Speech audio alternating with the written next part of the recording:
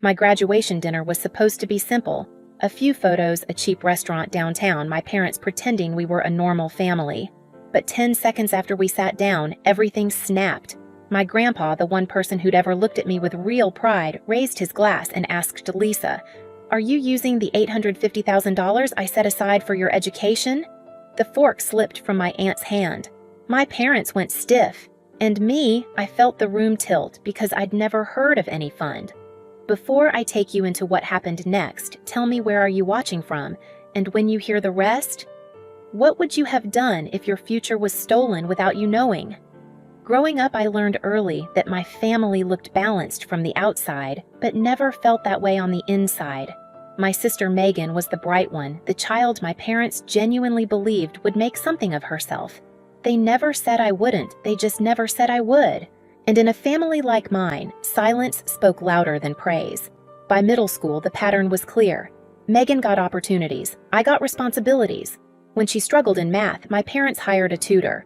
When I struggled, they told me it was a good chance to build discipline. She got a used car on her 16th birthday. I got a planner and a speech about independence.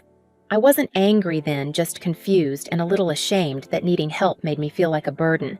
College only magnified the distance between us. I worked part-time at a cafe near campus, wiping tables and memorizing regulars' orders while juggling classes and student loan paperwork. My clothes always smelled faintly like espresso, and my sleep schedule was whatever was left over after assignments and shifts. Whenever I hinted at needing support books rent anything, Mom would sigh, "Lisa, you know how tight things are." Dad would nod along like he was agreeing with some invisible rule book. They said the same sentence every time we wish we could do more.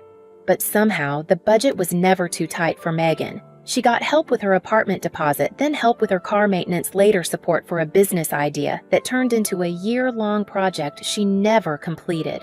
Every time I tried to question the imbalance, I felt childish, petty, ungrateful.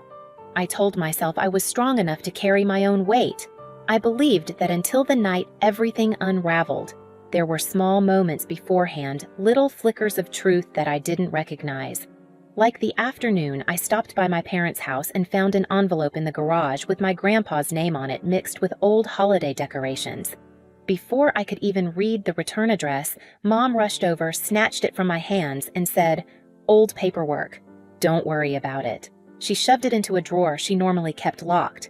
Her smile was tight, rehearsed. Something inside me whispered that she wasn't telling the truth, but I pushed the feeling down the way I always did. Grandpa, my dad's father, lived in another city. He was gentle, thoughtful, and never said things just to fill the silence. Every card he sent me growing up had the same handwritten line, "Keep going, I believe in you." I didn't know he'd been quietly planning for my future. I didn't know he'd trusted my parents to protect something meant for me. And on the night of my graduation dinner, I still didn't understand why Dad kept checking the door like he was waiting for something or someone to arrive. I had no idea my entire life was about to split open. In the weeks leading up to my graduation dinner, something in my family's rhythm started to shift, even if I couldn't name it yet. It appeared first in the way Mom watched me when she thought I wasn't looking, tight, nervous glances she tried to hide behind casual smiles. Dad grew more talkative than usual, asking questions about my job, my rent, my classes, as if gathering data for a test he didn't want me to know I was taking. At the time, I wrote it off as pride or midlife emotion. They were finally seeing me graduate. I thought maybe that softened something in them. Then, Megan showed up to family lunch one Sunday in a new SUV, the kind with leather seats and a dashboard that looked like a small spaceship. When I asked how she afforded it, she laughed and said her business investment had finally paid off. She didn't explain further, and Mom quickly changed the subject, complimenting her nails, her shoes, anything to keep me from circling back. I let it go, but the questions simmered in me like a slow boil. A few days later, I stopped by my parents' house to return a mixing bowl Mom insisted I had. While walking through the garage, I noticed a plastic bin pushed behind old camping gear. It wasn't the bin that caught my attention, but the envelope sitting on top. My grandpa's name was on it, printed clearly. I reached for it, but before I could turn it over, Mom appeared in the doorway, moving faster than I'd ever seen her move. She snatched the envelope and said it was misplaced paperwork before shoving it inside a cabinet. Her voice shook slightly. That was the first moment something inside me twisted hard enough to hurt. That night, I tried to study for finals, but my mind kept drifting back to the garage. What paperwork of Grandpa's would be sitting in a dusty bin at my parents' house? Why hide it from me? I replayed Mom's face in my memory, the flash of panic, the too quick explanation. A question formed in my mind, sharp and unwelcome. What were they hiding? The turning point came the night before graduation. I heard my parents arguing in the kitchen, their voices low, but tense enough to vibrate through the hallway. I wasn't trying to listen, but one sentence from my dad froze me in place. "We can't keep this quiet forever," he said. Mom hissed something back, something like, "She doesn't need to know. Megan needs stability." My stomach twisted.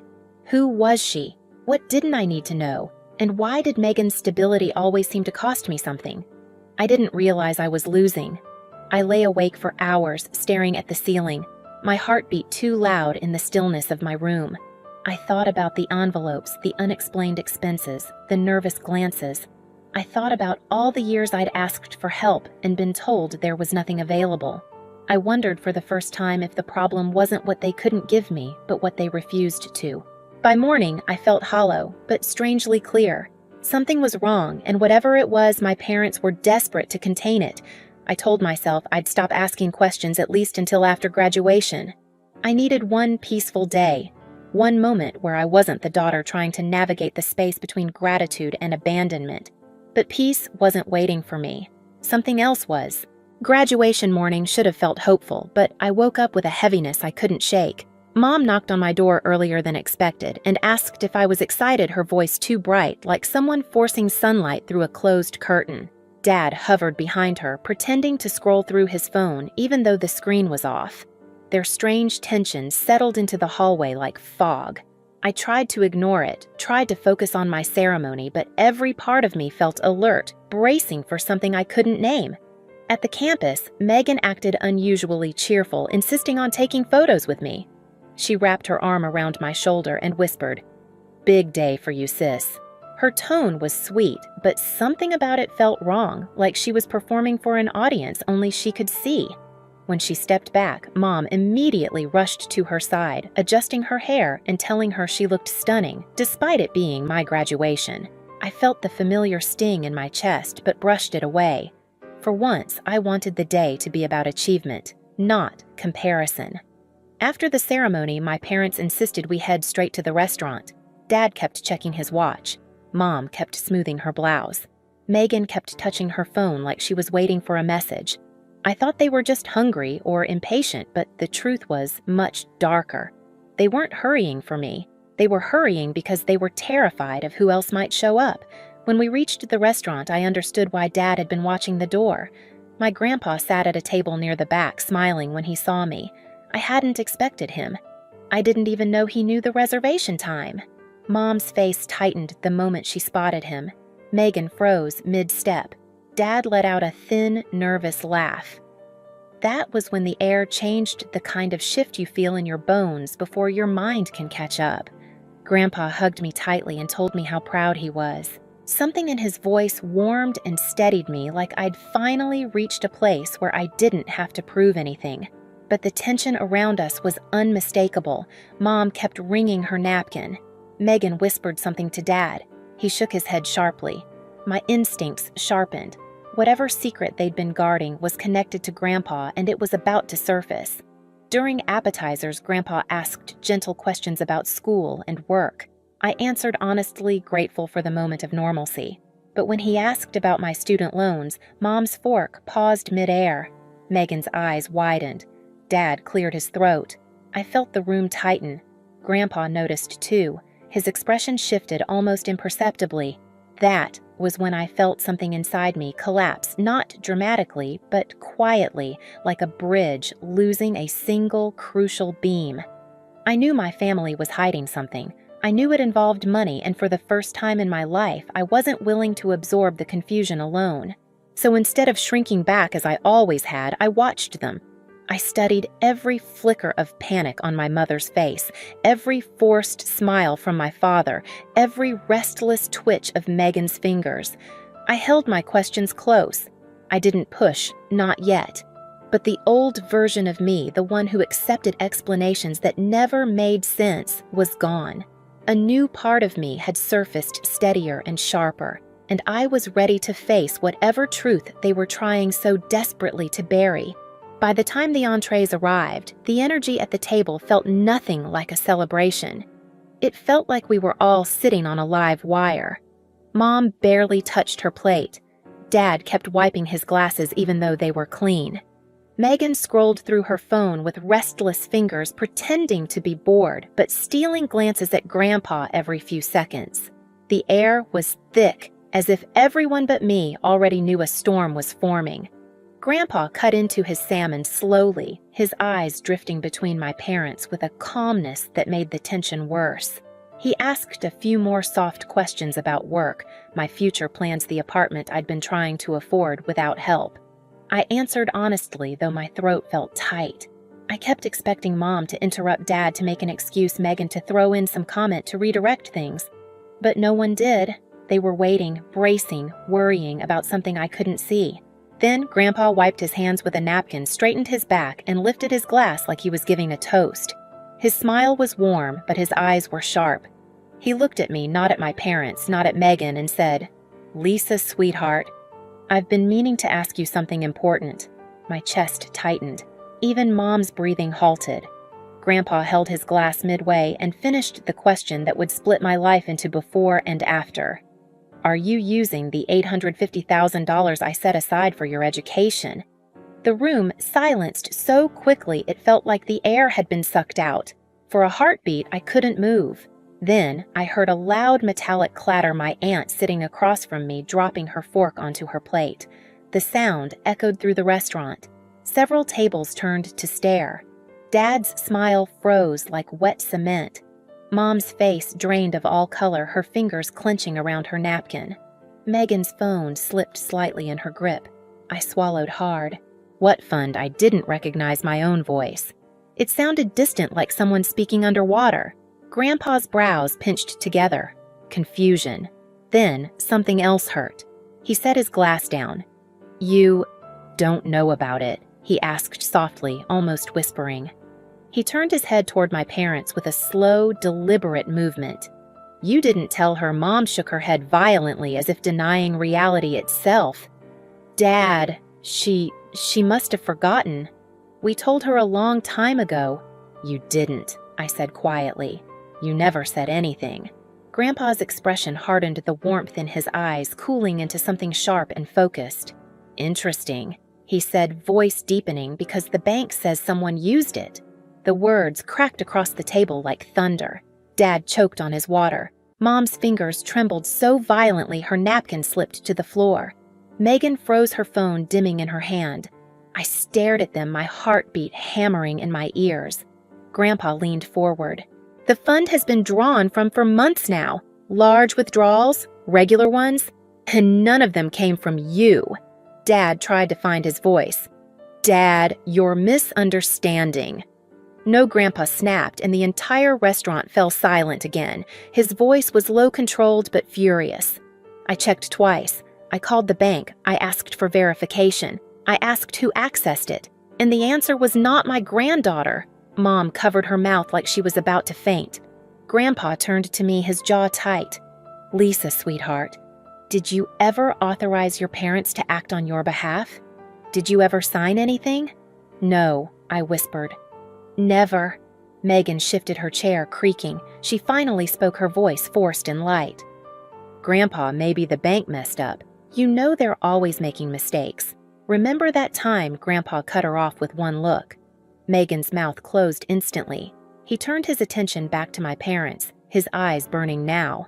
"Tell me the truth now." It wasn't a request. It was a command. Dad's shoulders sagged. Mom squeezed her eyes shut. Megan looked at them both, waiting for someone else to clean up a mess she clearly knew existed. Dad finally spoke, voice trembling. We had no choice. We needed help." And Megan's head snapped toward him.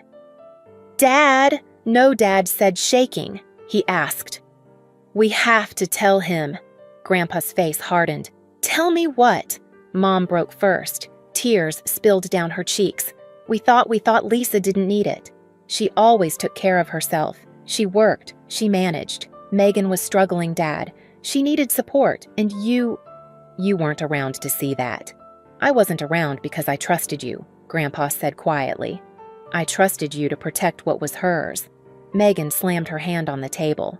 Why does it matter? It's still family money. We used it for family things. My stomach twisted. What things? Silence. Then Dad answered. Down payment on Megan's condo, her car, some of her business expenses, and other things.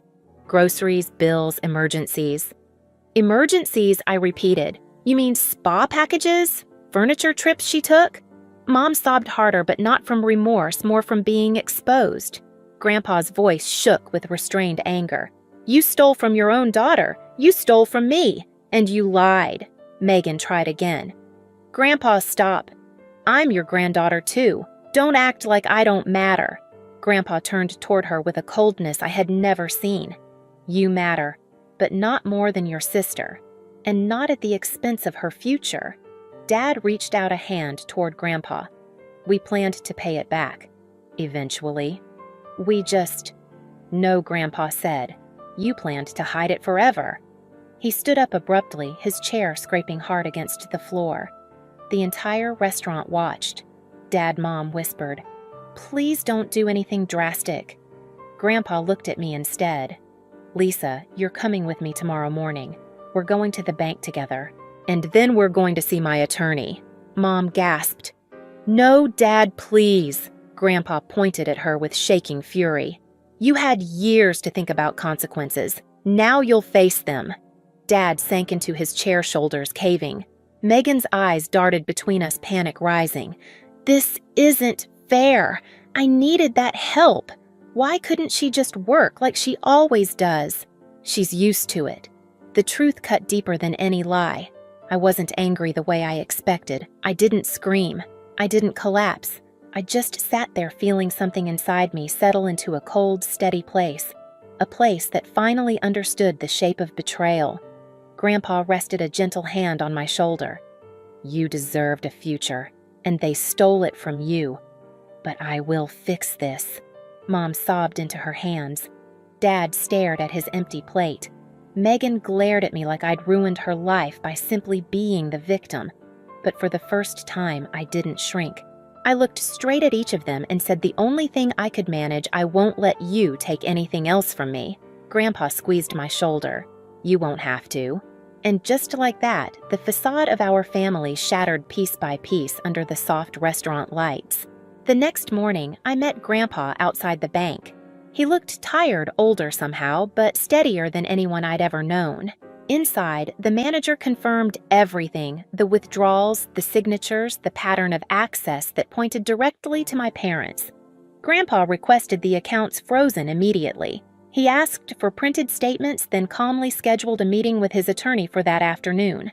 There was no yelling, no dramatic threats, just a firm, quiet insistence on accountability. At the attorney's office, I learned the full extent of it. My parents had drained the fund almost completely, using it for Megan's condo, Megan's car, and months of expenses that had nothing to do with me. The attorney walked me through the next steps, restitution documentation, and a new fund created under my name alone with strict oversight so no one could touch it again. That evening, Grandpa sat with me in my small apartment. He apologized not for their choices but for trusting the wrong people. I told him he didn't owe me an apology. The betrayal wasn't his.